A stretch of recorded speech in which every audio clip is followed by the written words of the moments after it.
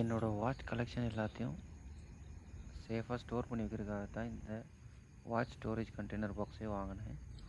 இது உண்மையிலேயே ரொம்ப ப்ரீமியமாக லக்ஸூரியஸாக இருக்குது. பார்க்குறதுக்கே ரொம்ப ஸ்டைலிஷாக இருக்குது. எனக்கு இந்த கலர் பிடிச்சிருந்ததுனால பர்சனலாக இந்த கலர் செலக்ட் பண்ணி வாங்கினேன்.